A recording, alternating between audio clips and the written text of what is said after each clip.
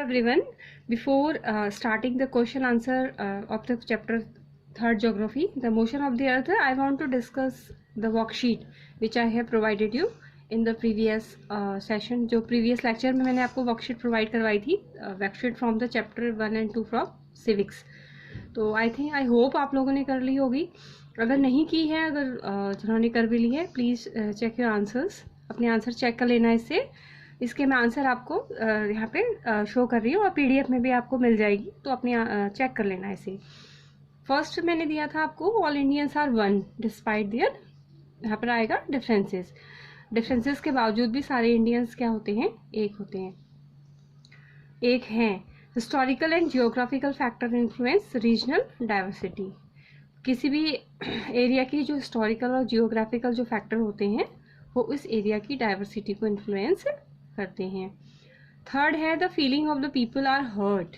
जो लोगों की फीलिंग होती है वो हर्ट होती है by the prejudice. And the fourth one is discrimination means the unfair treatment of a person और a group on the basis of prejudice. Prejudice के बेसिस पे जो लोगों के साथ अनफेयर ट्रीटमेंट किया जाता है, it is called discrimination. Next one is Pandit Jawaharlal Nehru coined the phrase unity in diversity to describe the country. Pandit Jawaharlal Nehru ने क्या कहा था कि इंडिया को डिस्क्राइब करने के लिए कहा था कि इंडिया क्या है, कैसी कंट्री है. It is the country in the unity in diversity. Diverse people रहते हैं, उसके बावजूद भी we are one. Sixth one is Rabindranath Tagore composed our national anthem. You have already learned this in your previous classes. Okay, now seventh one is the caste system is an example of inequality. जो caste system है वो हमारा inequality का बहुत बड़ा example है. And eighth one is Kerala and Ladakh are quite different in geographical feature. Kerala और जो लद्दाख हैं वो दोनों एक दूसरे से different हैं geographical feature में.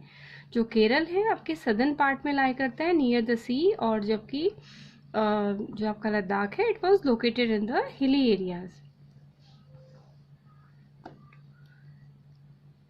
नेक्स्ट वन है poor people are treated badly because of their economic condition. Economic condition की वजह से जो पुअर पीपल होते हैं उनके साथ बुरा व्यवहार किया जाता है because of their economic condition.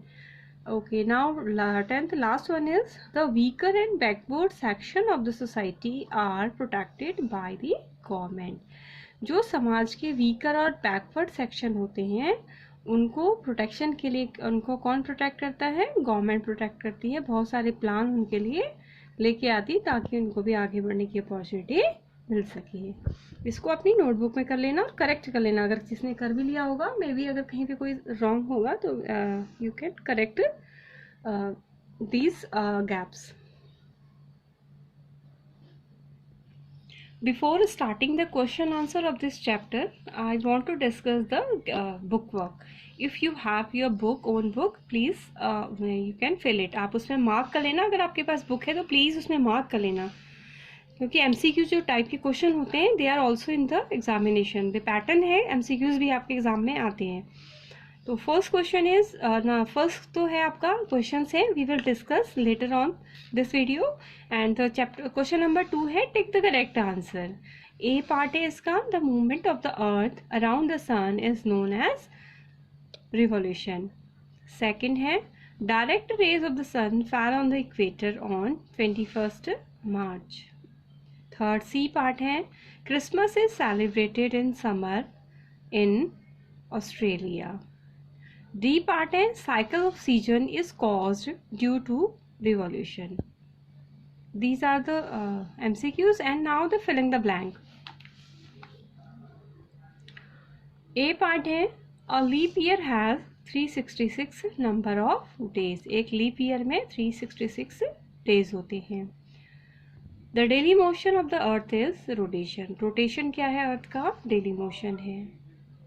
C part the earth travel around the sun in dash orbit, in elliptical orbit. जो ऑर्बिट जिस अर्थ जो है सन के चारों ओर जब मूव करता है तो जो एक फिक्स्ड पाथ में मूव करता है, this path is known as elliptical orbit.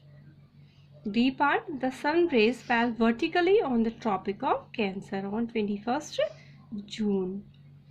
And E part, days are shorter during winter season. जो days होते हैं winter season में छोटे होते हैं और summer season में जो दिन होते हैं वो लंबे होते हैं. Nights are shorter. And now the keywords. Now the keywords. अब आपको क्या करना है? You have to mention the chapter name, Motion of the Earth, lesson 3. और आपको date mention करनी है. You have also the fill the index. Index भी fill करना and mention the heading keywords. There are only 5 keywords हैं. इनको अच्छे से लिखना. First is circle of illumination. क्या है circle of illumination? The circle that goes around the earth and separate day from night. Second, orbital plane. क्या है? An imaginary line passing through the earth, forming part of the earth's orbit. Solastic क्या है? When overhead sun is experienced on one of the tropics. जो सन होता है जब किसी एक ट्रॉपिक्स में के ऊपर उसकी लाइट गिरती है, it is called solastic. Here down है the when the sun is not visible and yet there is some light. जब मॉर्निंग के समय को बोलते हैं, जब सन हमें विजिबल नहीं होता है लेकिन फिर भी हमें आसमान में थोड़ी सी हल्की सी लाइट दिखाई देती है, तो it is called down. Dusk है when the earth get diffused light of the sun before it get completely dark. Means जब पूरी तरीके से अंधेरा होने से पहले जो हल्की हल्की हमें रोशनी दिखाई देती है सन की, it is called dusk.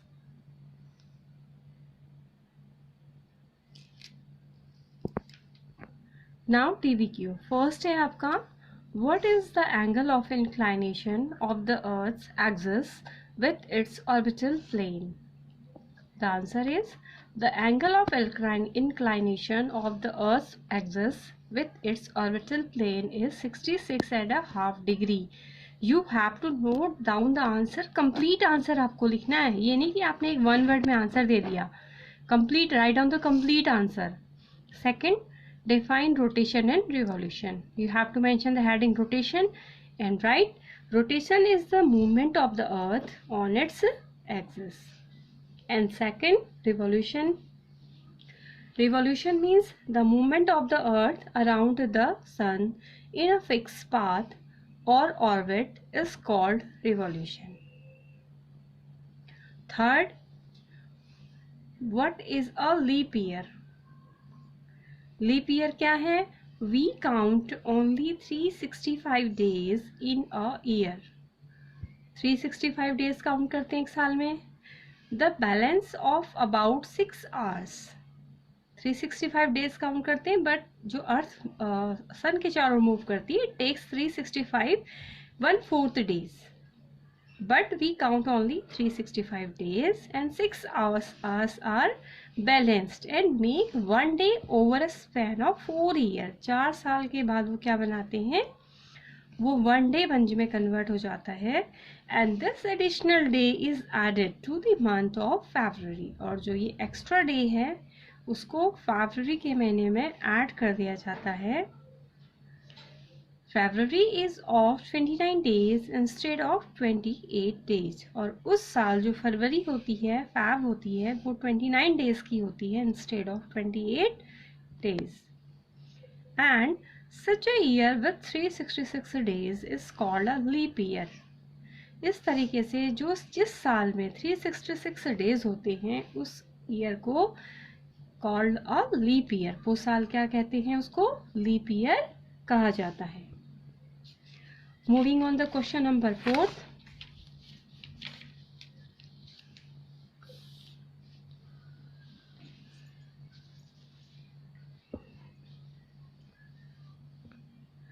Differentiate between the summer and winter सोलिस्टिक.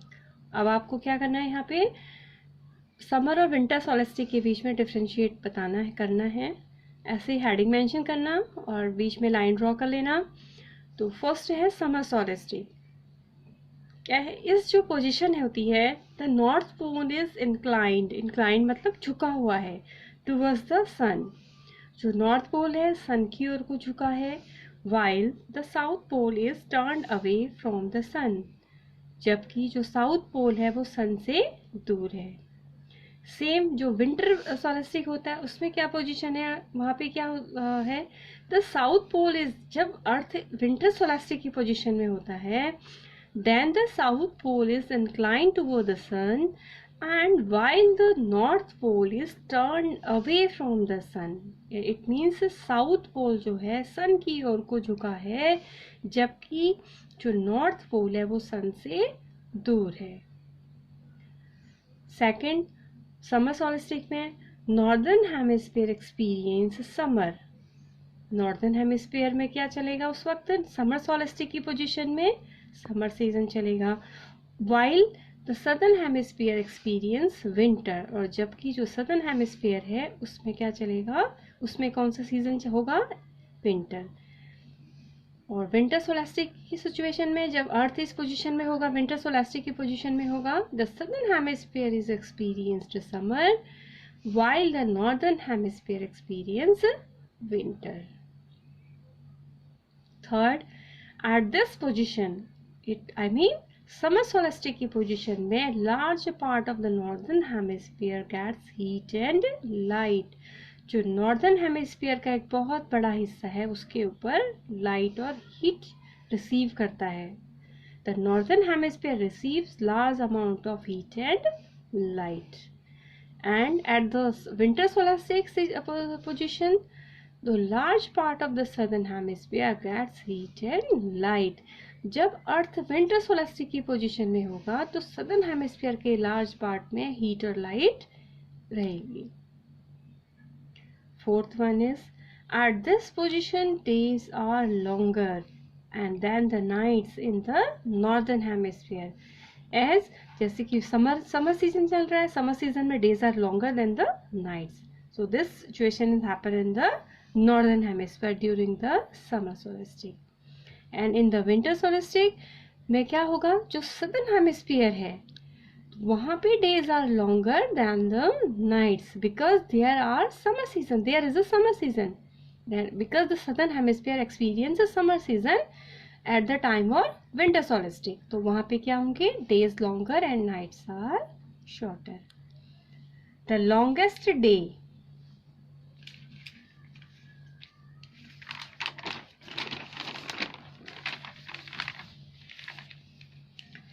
and the shortest night occur on 21st June, means जो longest day किसकी बात करें, we are talking about the summer solstice। summer solstice में जो longest day और shortest night occur on 21st June, और जबकि winter solstice में shortest longest day and shortest night occur on 22nd December।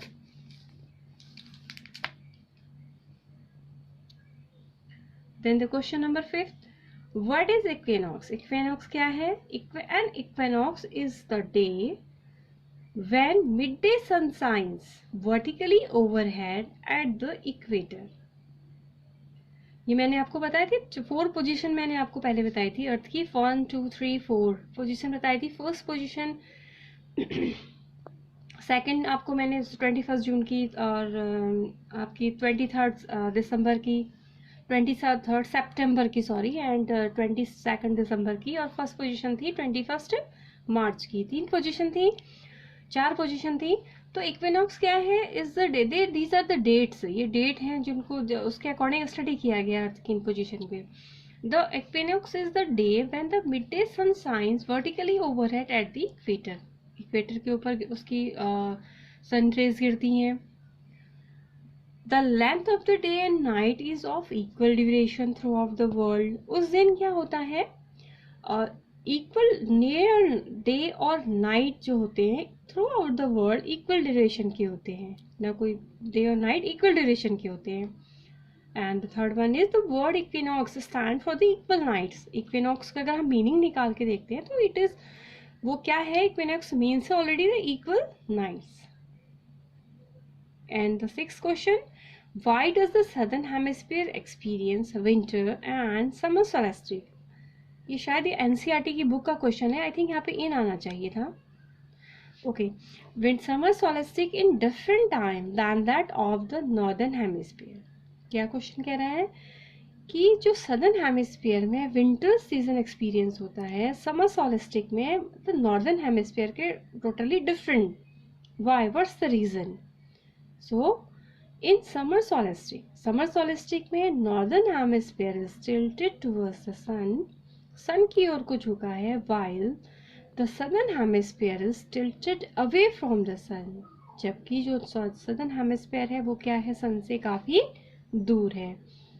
The rays of the sun fell directly on the tropic of Cancer, और जो sun rays होती हैं directly कहाँ गिरती हैं, ट्रॉपिक ऑफ कैंसर में। So northern hemisphere experience summer season and southern hemisphere experience has a winter season, जिसका result ये होता है कि northern hemisphere में summer season है और southern hemisphere, so the northern hemisphere experience summer season and southern hemisphere has winter season। इसीलिए जो northern hemisphere में वहाँ summer season होता है और southern hemisphere has experience winter season।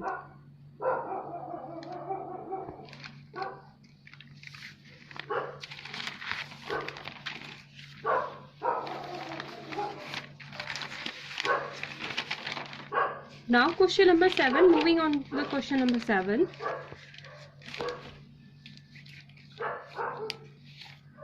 Question number 7 है, why do the pole experience about 6 month days and 6 month night?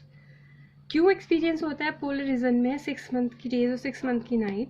Because the pole experience about 6 month days and 6 month night because of the tilted axis of the earth, क्योंकि जो अर्थ की axis क्या है वो tilted है, झुकी हुई है, 66.5 डिग्री की वो एक्सिस झुकी हुई है।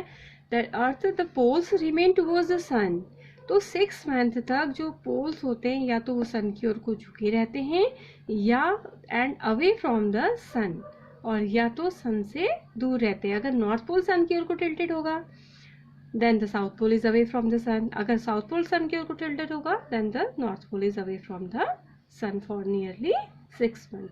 नाउ एक्स्ट्रा क्वेश्चन में बहुत ज़्यादा नहीं करवाए हैं आपको। फर्स्ट क्वेश्चन है distinguish between the rotation and revolution, means आपको डिफ्रेंशिएट करना है रोटेशन और रिवॉल्यूशन में। तो रोटेशन क्या है, the movement of the earth on its axis, earth की मूवमेंट है अपनी एक्सिस पे, इट इज कॉल्ड रोटेशन। और रिवॉल्यूशन क्या है, movement of the earth around the sun, movement earth की मूवमेंट है किसके चारों ओर, सन के चारों ओर। सेकंड है it takes 24 hours to complete one rotation, एक रोटेशन को पूरा करने के लिए 24 आवर्स की जरूरत होती है, यानी कि इट मीन्स जो अर्थ है वन रोटेशन लेने के लिए 24 आवर्स लेता है एंड वन रिवॉल्यूशन कंप्लीट करने के लिए it takes 365 1/4 days.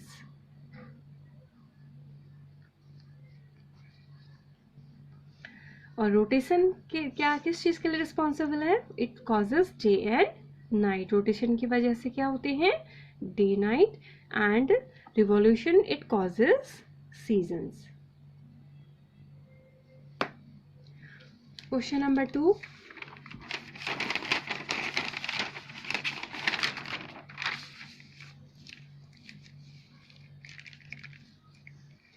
Question number 2, what is aphelion? ये टर्म्स आपकी एनसीईआरटी में नहीं मिलेंगी। एफेलियन क्या है, when the distance between the earth and the sun is maximum, जब सन और अर्थ के बीच में जो डिस्टेंस होता है वो मैक्सिमम होता है। मैक्सिमम कितना, about approx 151 million kilometre, then the earth is said to be in aphelion. And what is question number 3, what is perihelion? Perihelion क्या है, when the distance between the earth and the sun is minimum, जो अर्थ और सन के बीच में जो distance है जब वो मिनिमम होता है, और मिनिमम कितना, about 146 million kilometre, the earth is said to be in perihelion. तो अर्थ उसको क्या कहा जाता है, उसको पेरिहेलियन कहा जाता है। These are the 3 questions. Now you have to draw the diagrams जरूर ड्रॉ करने हैं आपको एंड पेस्ट अकॉर्डिंगली, चाहे क्वेश्चन के अकॉर्डिंग पेस्ट करिए, इनको ड्रॉ करके लेबल करने हैं, then paste in your notebook. First draw है inclination of the earth axis and orbital plane. Second है day and night on the earth due to the rotation. Third है revolution of the earth and season. ये आपको revolution of ये करनी है, then paste on your notebook. Clear? I will show you the diagram. First diagram आपका है the tilted axis of the earth. ये है आपका, ये डायग्राम है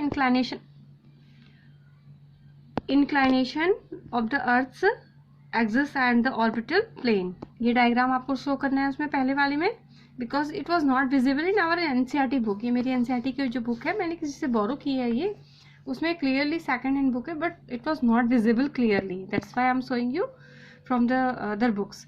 तो ये इसमें चाहे तो आप हेडिंग मेंशन करते हो टिल्टेड एक्सिस, मतलब ये है वही जो मैंने आपको मेंशन कर रखा है, inclination of the earth axis and the orbital plane. एक तो ये डायग्राम ड्रॉ करना, और इसमें द सर्कल ऑफ इल्यूमिनेशन और वर्टिकल अर्थ, इसमें वर्टिकल अर्थ का आपको दिखा रखा है, तो you can draw like this.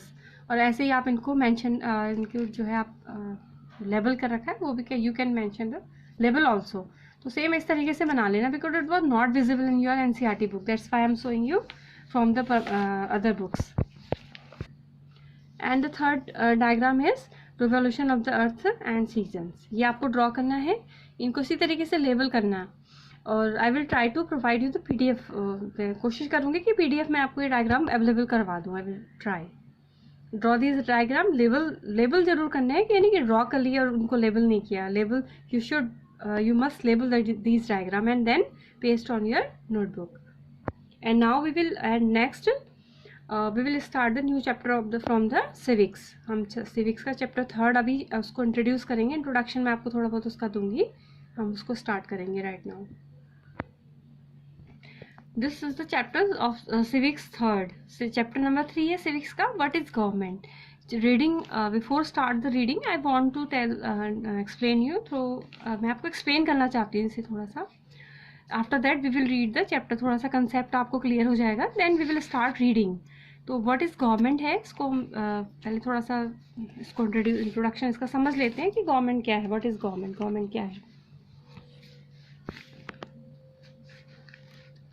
Government क्या है? The government is a political system.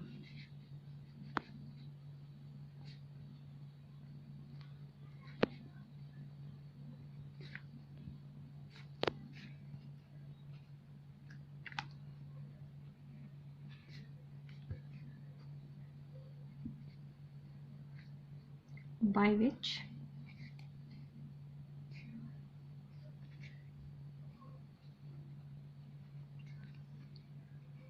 a country or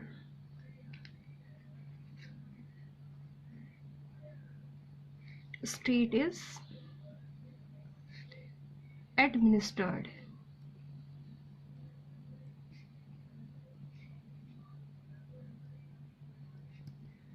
means government क्या है? Government is a political system by which a country और स्टेट इज एडमिनिस्टर्ड, जिससे कंट्री और स्टेट को चलाया जाता है। क्लियर? मीन्स इसका क्या मतलब है? गवर्नमेंट इज अ बॉडी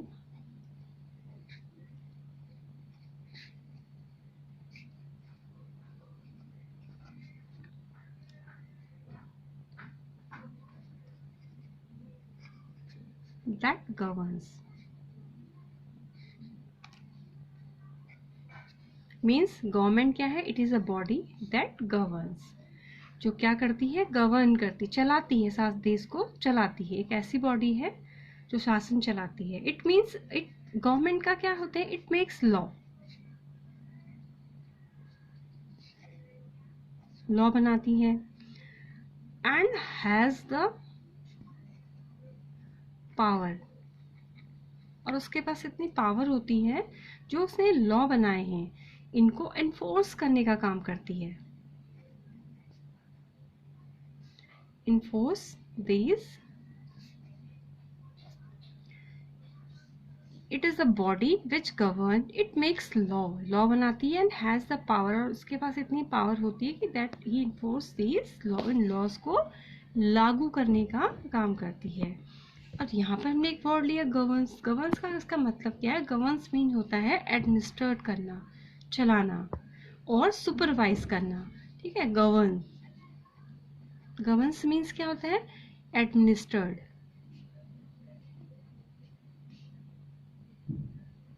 और सुपरवाइज करना.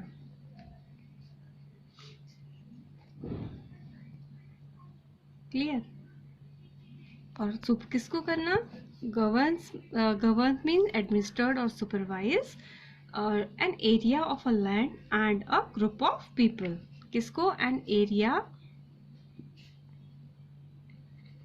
Of land and a group of people. Now overall what is government? The government looks after the, आप लोगों के लिए sufficient है इतना जानना कि government क्या है. The government looks after the administration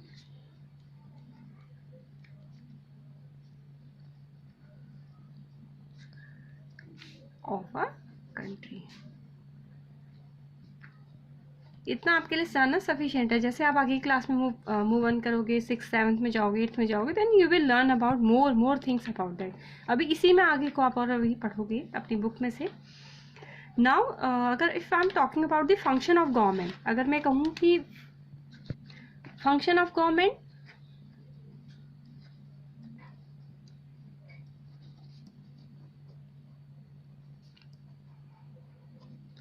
तो there so many function of government. Government do, बहुत सारे काम है जो गवर्नमेंट करती है. लॉट्स ऑफ एक्टिविटीज हैं which are done by the government. तो यहाँ पे मैं आपको 2-3 एक्सप्लेन करना करूँगी. कि फर्स्ट है में इम्पॉर्टेंट है build the infrastructure.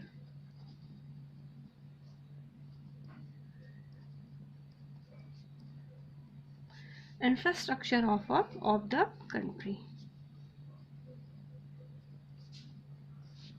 Second one is look after the welfare of the people.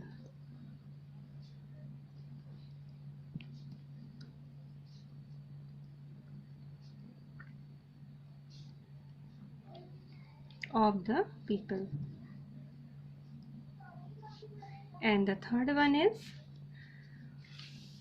maintain law and order.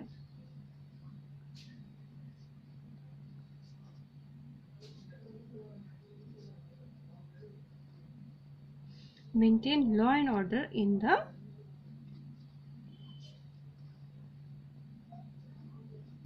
country. इतने में आपको मेंशन कर रही हूँ, but there are lots of work which are done by the government. बहुत सारे ऐसे काम होते हैं जो गवर्नमेंट करती है हमारी डेली लाइफ के लिए. We are the government is, बहुत सारे ऐसे काम होते हैं जो हमें इफेक्ट करते हैं, हमारी डेली लाइफ को इफेक्ट करते हैं हम लोग को. अगर हम इसकी बात करते हैं कि दीज आर द सम जो फंक्शन है गवर्नमेंट के, ठीक है, तो ये जो काम होते हैं, तो these function are carried out bye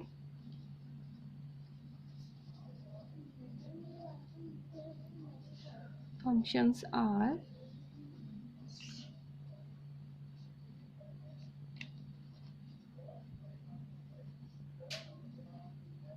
by its 3 organ.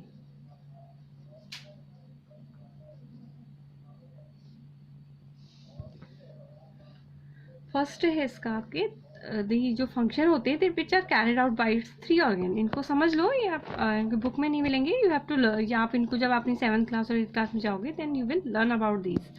तो first one is the legislator.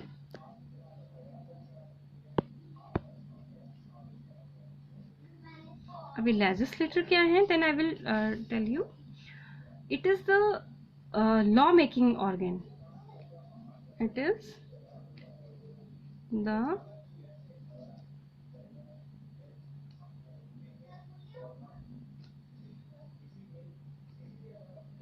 Means क्या है, लेजिस्लेटर कौन होते हैं? लेजिस्लेटर को अगर आप सिंपली समझोगे, लेजिस्लेटर कौन होते हैं? These are the people which are elected by us, है ना।